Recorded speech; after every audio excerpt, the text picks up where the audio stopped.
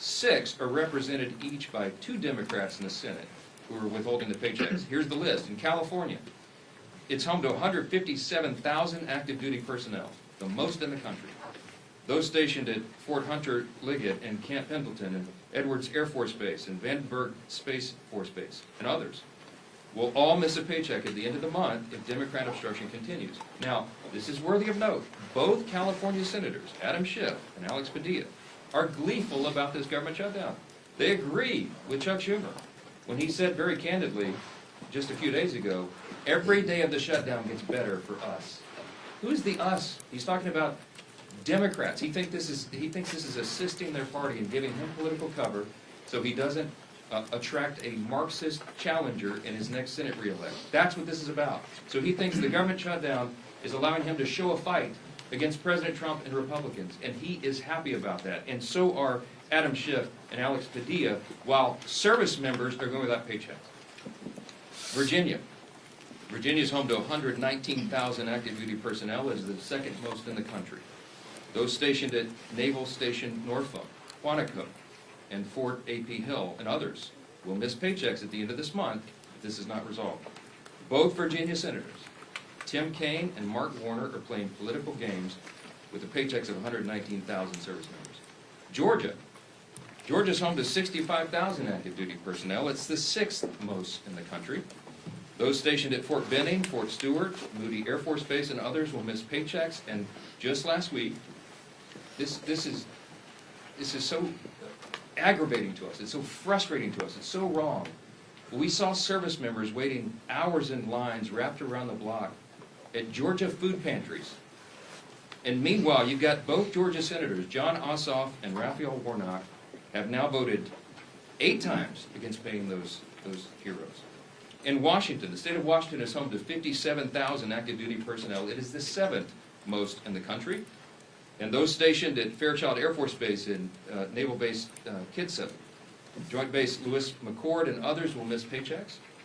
Both Washington senators, Patty Murray and Maria Cantwell, have repeatedly voted against pay for service members in the Evergreen State. Hawaii. Hawaii is home to 43,000 active duty personnel. It is the 8th most in the country. Those stationed at Joint Base Pearl Harbor Hickam, the Schofield Barracks, and others will miss paychecks. And both Hawaii senators, Mazie Hirono and Brian Schatz, have voted against paying soldiers stationed in Hawaii, and by the way, many of them are thousands of miles away from their families. Colorado is home to 35,000 active duty personnel, the 10th most in the country. And those stationed at Fort Carson, Buckley's Space Force Base, Peterson's Space Force Base, and others will miss paychecks. And you guessed it, both Democrat senators are from Colorado.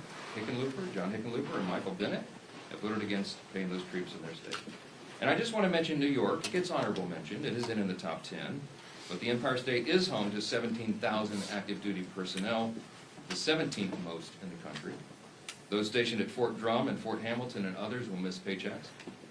And sadly, both New York senators, Kirsten Gillibrand and the architect of the shutdown himself, Chuck Schumer, can barely hide their delight that the government is closed and troops are not being paid.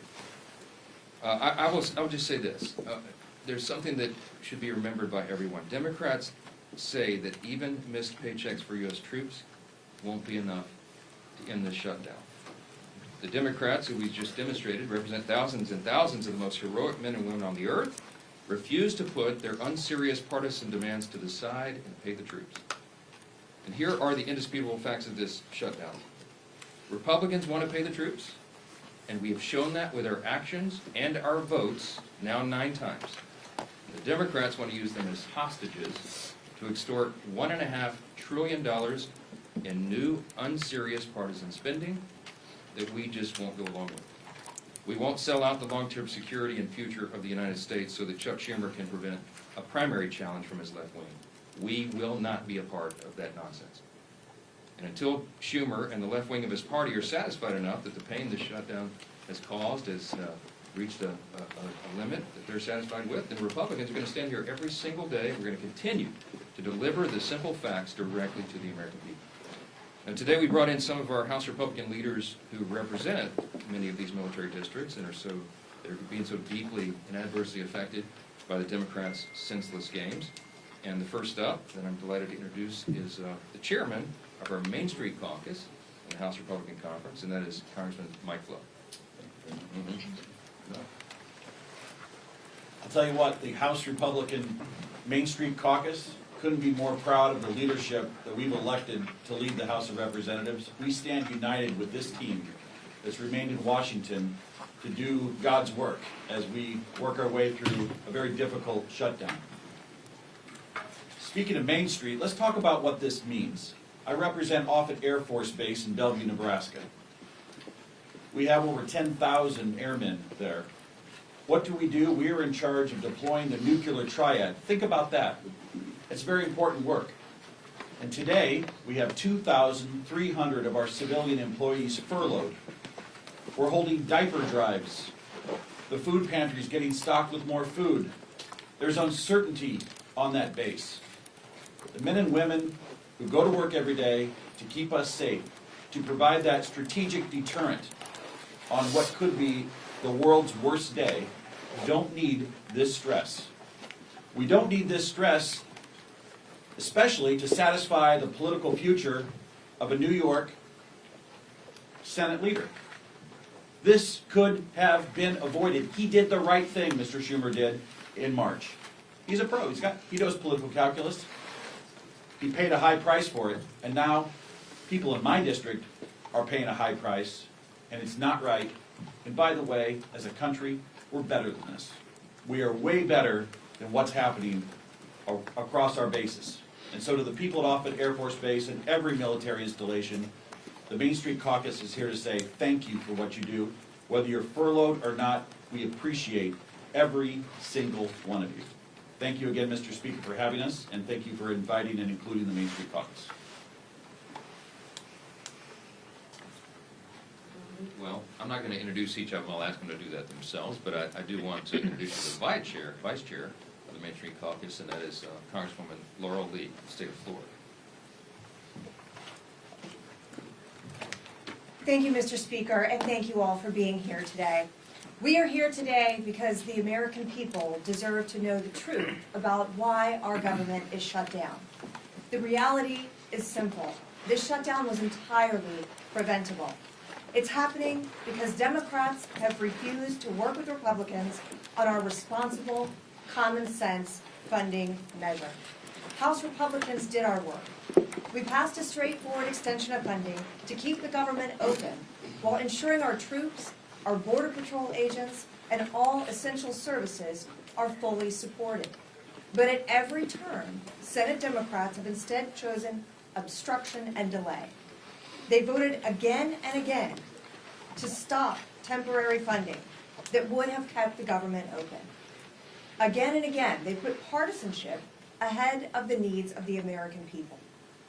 And it's hardworking American families that are paying the price. In my district, we see these impacts firsthand.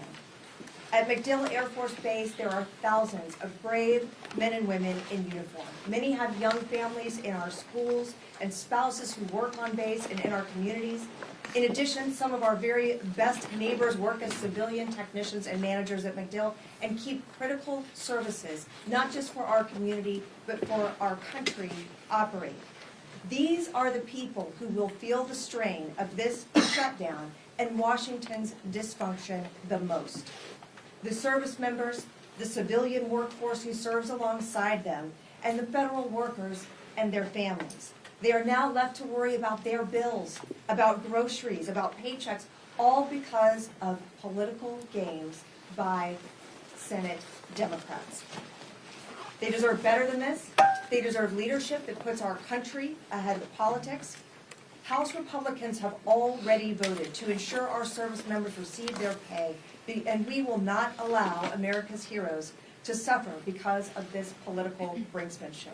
Thanks to President Trump's leadership, the Pentagon identified funding to make sure that our troops are paid this month, even in the face of this needless shutdown. This is not about politics, it is about priorities. Our priority is the American people. We want to secure our border, to strengthen our military, to restore fiscal sanity to Washington, and ensure that every taxpayer dollar is spent wisely. Senate Democrats have made their priorities clear. They're more interested in protecting wasteful spending and expanding benefits for illegal immigrants than they are in protecting our service members and our hardworking American families. That is unacceptable. To the men and women at MacDill Air Force Base and the families across Florida's 15th Congressional District, and to every American feeling the uncertainty of this shutdown, know this: we are fighting for you.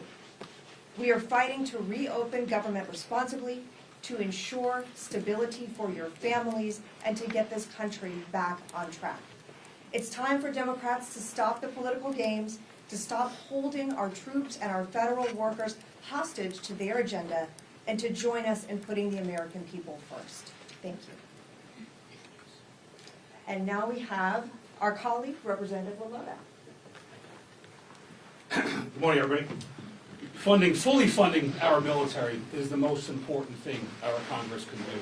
And 15 days into this shutdown, it's time for Chuck Schumer to do what's right and show a fraction of the courage and selflessness our troops display every day. Before I came to Congress, I was a Navy man. I deployed overseas 3 times alongside some of the most selfless and brave Americans our nation has to offer. These men and women serve their nation in hot engine rooms, overseas, on dangerous aircraft carrier decks conducting night flight operations, and on island chains ensuring they didn't become a safe haven for terrorists. The sailors I served with risked everything: time away from home, injury to themselves, and even their own lives in defense of our great nation. And I think that kind of courage demands some sort of selflessness as well from our nation's leaders too. Thankfully, President Trump showed the boldness and decisiveness to ensure that our troops got paid, and they didn't miss today's paycheck. That's welcome news for our families who serve our great country, who frankly we don't pay enough as it is. But true pay is just one piece of the puzzle. A prolonged government shutdown endangers America's national security, halting contracts, furloughing half of the Defense Department's civilian workforce, and disrupting intelligence and operations. It weakens our ability to compete with China, Russia, North Korea, and our other adversaries. It delays training, it delays deployments and housing support, and reduces overall readiness. Like Chuck Schumer, I'm a New Yorker, and I'll say this plainly. The next generation of New York Democrats are socialists, like AOC and Zohran Mamdani, and they're dragging their party towards socialism. They want open borders, they want taxpayer-funded health care for illegal immigrants, and they want government-run grocery stores. Just look at the race right now for New York City mayor. Now I know that socialism doesn't come naturally to Chuck Schumer. It was said before that just back in March, he supported the same clean CR that we're asking him to support today. Back in March, he had a backbone, Chuck Schumer. He stood up to his party's radical base and said he would put the nation before his own political interests. And he took a lot of flack for doing so. And that's why he's changed his course. But we're here today to call on him to do better and to put the country before his own political job. And we're asking that he put the hundreds of thousands of federal workers that rely on a continuing resolution, we're asking him to support that. And we're asking him to put the millions of Americans before his own political future. We New Yorkers, we pride ourselves on being tough. So I'm asking Chuck Schumer to be tough and to stand up to his own party's base. Stand up to AOC and Mamdani. Be brave like our troops. And do your job and reopen our government. I want to introduce my good friend, also a military veteran, an Air Force, don't hold the Air Force part against him, an Air Force colonel who's doing a hell of a job fighting for his constituents in Iowa, my friend Zach. Nick, thanks, brothers. Whenever you can get the Navy and the Air Force on the same target, we're moving in the right direction. Friends, here's the reality right now. This government shutdown does not have to happen. We have a reality before us where 1.5 million troops, both those active duty and those in the Guard and Reserve, are on pins and needles where they're going to be able to feed their family marching forward. I am so proud to be standing with fellow patriots up here, many of them who have served. I'm one of those members who have served not only in combat, but continue to serve in my reserve capacity now. I've already committed my drill this weekend, and speaking with frontline members who are serving in uniform, our brothers and sisters, the sons and daughters of families who have sacrificed to have their child be in the military. they all have the same question. Why is this happening, and what is the mission to be able to stop it? Well, let's be very clear. The House of Representatives has executed its portion of the mission. Fully pay our federal government. The majority of the House, the majority of the Senate, the majority of the American people want this. But the reality is, there's a handful of individuals in the Senate who have put a stop to it. And this is where I agree with one of my colleagues. We don't govern by temper tantrum, he said. We'd be hurting millions of Americans, and we'd be treating them as leverage. That was Chuck Schumer in 2018. Another colleague said, this is irresponsible. No, it's reckless. My other colleague, Nancy Pelosi, but that was in 2013.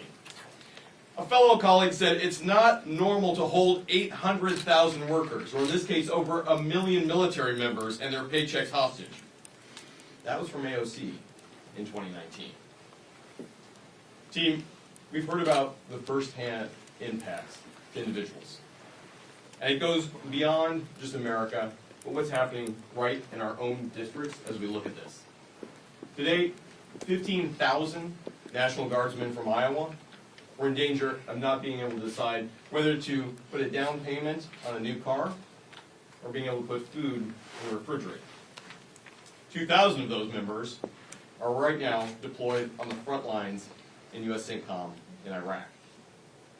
And even more of their families are wondering not only will they be safe, but will they be able to take care of their kiddos back home. So I called them up. And I said, hey, First Class Chase Holmes is a sergeant with our Iowa National Guard. He's currently preparing operations to be able to defend the country overseas. But because of the shutdown, critical joint training between his team and NATO was canceled. We spoke with an Iowa Guardsman and chaplain for the 224th Combat Engineers Battalion, Caleb Wayne. He is leading part of the 1,800 Guardsmen currently deployed to the northern part of Iraq right now. And he told me plainly, we're working, but we don't know if we'll get paid. I'll put my life on the line, but I hope someone's there to take care of my family if my paycheck doesn't come through. These aren't theoretical. These are real people, real impact, real costs. Let's be blunt. The shutdown of the government has only one hostile actor, and there's a few individuals in the Senate who refuse to put the country before the hostage of the 350+ million Americans they've taken. It's unacceptable, and that is why I'm grateful that while President Trump is helping lead peace in the Middle East with the men and women who are on the front lines providing it, we have folks at home who need to do the same job and stand up for this country first. Thank you to my colleagues, but most importantly, thank you to all our federal workers, and God bless our troops. With that, I'm thrilled to introduce our leader, the man who's been on the front line of this himself, Mr. Scalise. Thanks, sir. Thank you, Zach, and thank all of my colleagues who you just heard from, many of whom served our nation bravely in our nation's military. I want to say thank you to the over 1 million men and women in uniform who continue to serve right now. Despite the uncertainty, that uncertainty that does not need to exist. And why? Because Chuck Schumer is more afraid of the radical leftists in his own party than he is concerned about making sure that those families don't have to wonder about whether or not they're going to be able to put food on the table. Their families, while they're overseas, many of them, are going to be able to put food on the table during this Schumer shutdown. And keep in mind, over 1/3 of all men and women who serve in uniform right now, over 1/3 of them live paycheck to paycheck. That means when Chuck Schumer is voting to deny them pay, many of them will not be able to make their rent payment or their mortgage payment. Many of them will not be able to make their car note payment. And the stress that that adds to their lives unnecessarily should not happen, did not need to happen.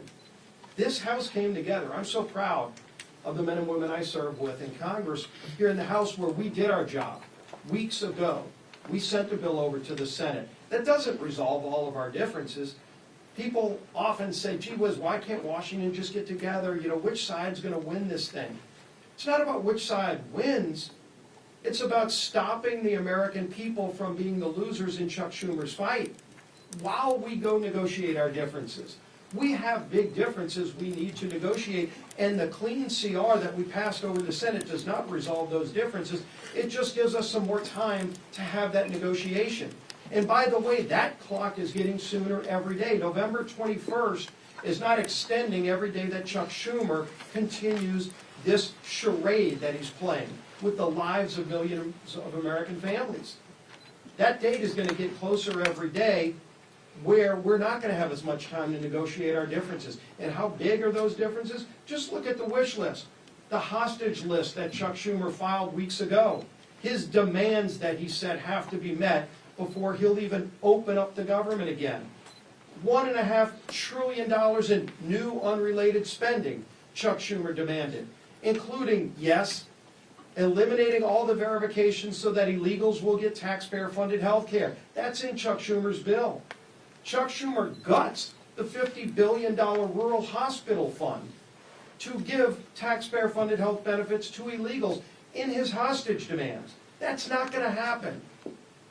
And so when are we going to have a rational conversation? When are Democrats going to actually become serious in this discussion, where they say, let's open up the government and start talking about our differences, about how we're going to get this country back on track? And in contrast, again, just look at what happened yesterday.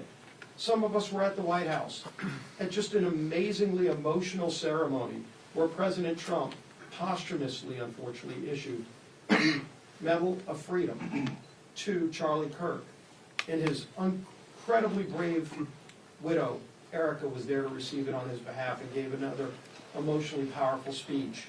And this comes on the heels of President Trump returning from the Middle East, where he was in Israel, he was in Egypt, working with other world leaders to establish historic Middle East peace. President Trump's been doing all those things, and in the middle of doing all of those things, he had to go find time to figure out creatively a way to pay our troops, even though Chuck Schumer wants to defund our troops. Yes, the party, the Democrats, that were for and continue to be for defunding our police now want to defund our military troops by not paying them, by not opening up the government. And the votes are clear. Nobody has to wonder which side is for shutting down the government, which side is for trying to deny troops their pay. We had yet another vote, the 8th time on the Senate floor.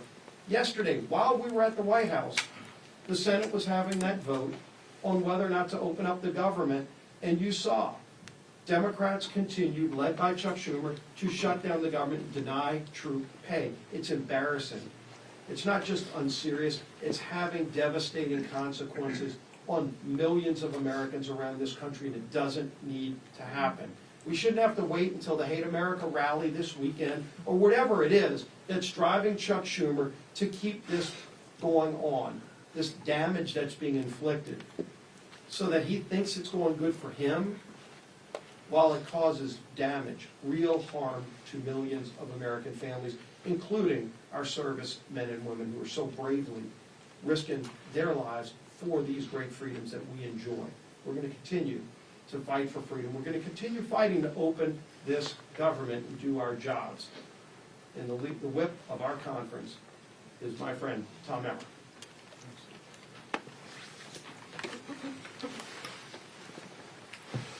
If Chuck Schumer and the Democrats had things their way, more than 1 million service members would not get paid today. Thankfully, our commander-in-chief stepped up where the Democrats have refused by reallocating funds to ensure our troops receive their hard-earned paychecks today. Thanks to President Trump, military families across the country will have the resources they need to continue making ends meet just a little bit longer. Yet, what has been the Democrats' response? Representative Madeline Dean told CNN yesterday, quote, "This is not the way to run a government," close quote. Making sure our troops get paid is not the way to run a government? You know what is actually not the way to run a government, Representative Dean? Holding the American people hostage over your $1.5 trillion wish list of radical demands. Clearly, the Democrat Party of today is not your grandfather's Democrat Party. They care about one thing and one thing only, appeasing the radical, pro-terrorist wing of their party. And they will inflict the maximum amount of pain on the American people to do it. But it doesn't have to be this way. Republicans have a nonpartisan government funding bill ready in the Senate. We've been talking about it now for more than 2 weeks. It can be sent to President Trump's desk immediately. We could end the Democrats' shutdown chaos today if they would do the right and reasonable thing by passing our clean CR. It contains 0 partisan policy riders, no gimmicks. It's the same spending levels that Democrats supported just 6 months ago and that they passed 13 times previously under the Biden administration. But 9 times now, 9 times, the Democrats have refused, shutting the government down in the process and forcing Americans to pay the price. All so they can gallivant around the Capitol making ridiculous videos, childish videos, scream at Capitol police officers who aren't getting paid, by the way, and buy time until their Hate America rally takes place on Saturday on the Mall. It's despicable and it's wrong. We can only hope that they come to their senses and that the madness ends soon. Until then, our message remains the same. Stop playing political games, pass our clean CR, and reopen the government for the people you were elected to serve. Lisa McClain, our conference chair. Well, good morning, everybody. Here we are again. I'm going to be very clear. Chuck Schumer wants a dirty deal. I'll say it again. Chuck Schumer wants a dirty deal. One that caters to his radical base. You know, the same crowd planning to protest at their I Hate America rally this weekend. And what is in this so-called deal? Let's take a look at what's in Chuck Schumer's dirty deal. And let me spell it out. It adds $1.5 trillion to our national debt. $1.5 trillion. It hands out health care to illegal immigrants. That's not a talking point, that's a fact. It guts the most historic investment Congress has ever made in rural health care. Again, that's a fact. And it weakens health care for hardworking Americans. Begin to see the compare and contrast. Chuck Schumer and the Democrats want to protect illegals and hurt Americans. Republicans, we actually want to do what we were elected to do, and that's take care of Americans. Yesterday, we released a new white paper on the facts, which are actually crystal clear. So we don't need to do political stunts and storm the speaker's office, and we just have the facts on our side. And notice, when you can't beat us on the facts, you have to go to emotion, and you have to go to political stumps, and that's exactly what the Democrats are doing. First, the Democrats' proposal eliminates a cornerstone investment in rural health care, putting hospitals and small-time clinics deeper in financial debt. That's a $50 billion cut to rural America. Second, states like California have played games with federal tax dollars to give benefits to, you guessed it, not Americans, that's right, illegals. Republicans actually closed that loophole, saving taxpayers $190 billion. Again, note the compare and contrast. The Democrat bill would reopen that loophole, and don't let them deny it. Make them own their votes. Make them own their stance. Let me remind you, every single Democrat on the 2020 presidential debate stage raised their hand and said taxpayers should pay for health care for illegals. Every single Democrat. So why are they denying it now? Because they know it's not popular with Americans, right? They are on the record wanting health care for illegals. Own it, Democrats! Say it loud, say it proud. You want to put illegals over Americans. Just own it. I'm going to say it again. They are on the record wanting health care for illegals. And their dirty deal that they lay out in black and white finally Democrats' plan forces taxpayers to cover the majority of emergency medical costs for all non-citizens. Another $28 billion tab for who? You guessed it, the American people. So here's the bottom line. The Democrats' proposal would force taxpayers to fund $119 billion in waste, fraud, and abuse. Yes, that's right. The Democrats advocate for waste, fraud, and abuse. Why? Because it's not their money, it's your hard-earned money, including benefits for people that are here illegally. That weakens health care for Americans. It also defunds rural health care. Again, that weakens health care for who? That's right, it weakens health care for Americans. It is absolutely outrageous. So here's my message to Democrats. Tell all of your radical base you're done taking orders. Tell them you're putting America first. Drop the demands, reopen the government, pass the House bill, and let's get back to work for the American people. Thank you.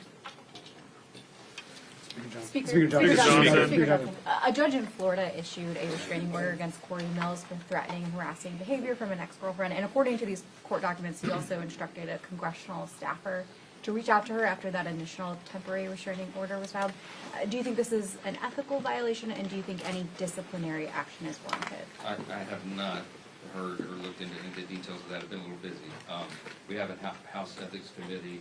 If it warrants that, I'm sure they'll look into that. Mr. Speaker, it's been reported for a while. Corey Mills was accused of beating a girlfriend in his D.C. apartment. He was accused of stolen valor by the people that he claimed to have saved on the battlefield that have been on the record said that he did not save them. I mean, this has been happening since the beginning of the year. Are you concerned about these allegations against Corey Mills? Look, you have to ask Representative Mills about that. I mean, he's been a faithful colleague here. I know his work on the Hill. I mean, I don't know all the details of all the individual allegations and what he's doing in his outside life. You have to ask him about that. Let's talk about things that are really serious. Thanks, Mr. Speaker. OMB put out memos saying that they're going to batten down the hatches and ride out the shutdown. But, as you pointed out, they're going to pay the troops, as well as they said pay law enforcement. Should law enforcement include Capitol Police who protect you, your family, you know, Mr. Scalise, the whip, as well as the Capitol building in general? Yeah, we've always stood with Capitol Police and law enforcement, and we've shown that in word and deed. And I can tell you that I was with the president for a couple of hours in the Oval Office last night. I spoke with Russ Vought in the Rose Garden before the Charlie Kirk service. They are, what's the right word, forlorn about this. No one on the Republican side is taking any pleasure in this scenario. Yes, we're always for reducing the size and scope of the government and all of that, but this is not the way to go about it. We don't shut the government down, turn off the funding streams, and then require all these cuts like this. So what they're doing is they're having to triage federal spending, as you know, because anybody, as we've said, any person who's in the White House, regardless of party, and their director of OMB, is given this unfortunate, reluctant task. They have to figure out and triage what are the most essential services personnel policies and what are not. They're going to look at that through a partisan lens, but when they look through it through that lens, I mean, we're looking at it right now as conservative Republicans, the White House, that's who serves in the White House right now. If Joe Biden or Kamala Harris or a Democrat were there, they would look at it with a totally different set of lenses. But I can tell you that when we look at that, we prioritize troops and law enforcement, absolutely. So if there is a mechanism to do that, they will find it, and they will fund it. The reason, the way they were able to get the troops paid for this paycheck, and as I said, this is not an enduring solution because we will run out of the funds, but there were some unspent funds in effectively R&D accounts in defense. They moved that over to prioritize payment of those who are putting their lives on the line today and who have families in serious situations. That money will be replaced, as has been explained by the White House, after the funding gets going again. If we can find a similar mechanism to take care of Capitol Police, of course, they'll do that, but that's in a separate branch. So, Mr. Speaker, yes, sir. Mr. Speaker, this is day 15 of the shutdown, though, and Leader Scalise just kind of addressed this, that the 7-week bill that you guys passed before, you guys have already lost 2 weeks of that. Is there a point in the future where you decide to put either another clean continuing resolution on the floor like in the next couple weeks? Or why not just put some of your appropriation bills that have passed out of committee on the floor during the shutdown? Our appropriators have been hard at work, even during the shutdown. They had, you remember in the House, we passed all 12 separate appropriations bills through committee, 3 off the floors. There's 9 left. They've been working to put those together and prepare them for action. And whether or not they're all collected here in DC or they're working individually at home as a group, you know, we have lots of means of communication right now. So the appropriators are working not just among colleagues in the chamber, but chamber to chamber. So it's a bipartisan discussion that's been going on. As I mentioned several days back, I even spoke myself with Patty Murray, who's the lead on approach in the Senate, Democrat side. So that work has been going on. With regard to the timeline of the CR, it would do us no good to pass yet another CR out of the House because it will meet the same fate. Chuck Schumer and the Senate Democrats want to close the government down. They are gleeful about this. They are happy the troops are suffering all this pain, apparently, because they've just voted now 9 times collectively. Democrats in Congress have voted 9 times to block the pay of troops and Capitol Police and all the federal employees and, by extension, all the civilian contractors and everybody else. So we would just be going through an exercise in political futility to pass another CR. It is ironic that the 7 weeks on the clean CR that we passed, September 19th, was a date that was determined by Republicans and Democrats in the House. The appropriators determined together that that should be the length of the CR, and they stipulated together that it should be clean. The Democrats at the time said, please don't put any Republican priorities on that so that we can all do this in good faith. And we didn't. We put a clean CR, and still they voted no. Why? Because their leadership, Hakeem Jeffries and Chuck Schumer, told them they had to. So I think appropriators want to get back to work. I know every House Republican does, but we've got to get the lights turned back on, and Chuck Schumer and the Democrats need to vote to do that so we can get back to regular legislative session. Yes, ma'am. Last question. Thank you. Just to follow up, though. So the Senate is actually trying to advance some appropriations bills. Are you saying that if your appropriators get some bills ready for the floor, you'll bring them back, bring the chamber back, even if the CR isn't passed? Leader Thune is trying to advance the defense approach bill today. We'll see how that turns out. My suspicion is the Democrats are going to play their same political games and stop that cold.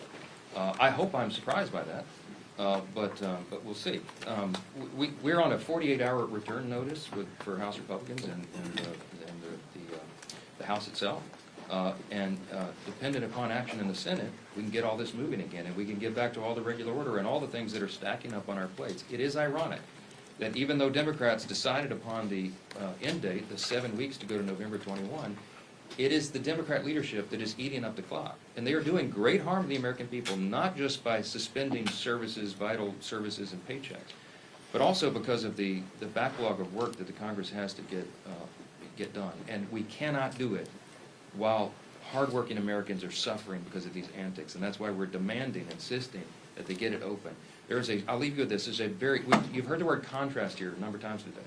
So grateful for these Main Street Caucus leaders who came in and helped us articulate this contrast. I'll just say this again. You have 2 parties on a split screen right now. You have President Trump and the Republican Party reducing your taxes, cutting government red tape and regulations to get the economy going again, passing historic legislation to boost the economy and bring down the cost of living.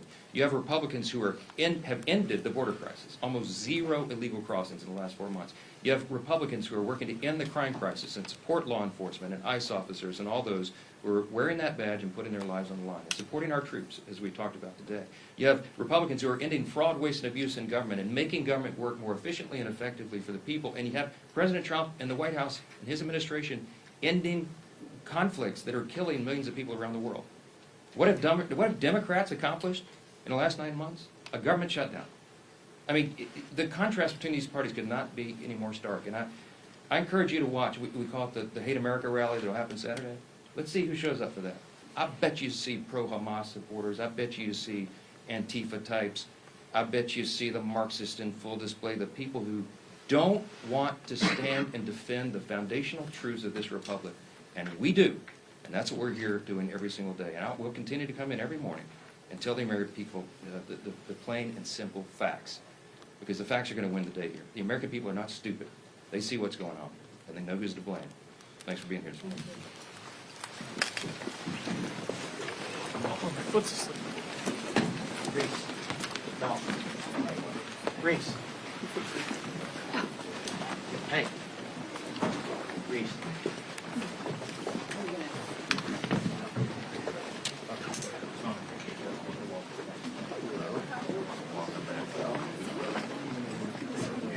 No, we do. Yeah. Read the diary.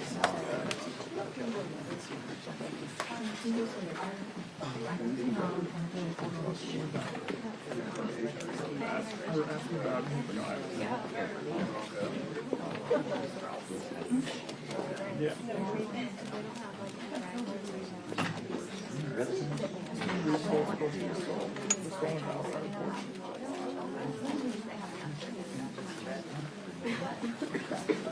John R. Lewis, Voting Rights Act of New York. We will continue to fight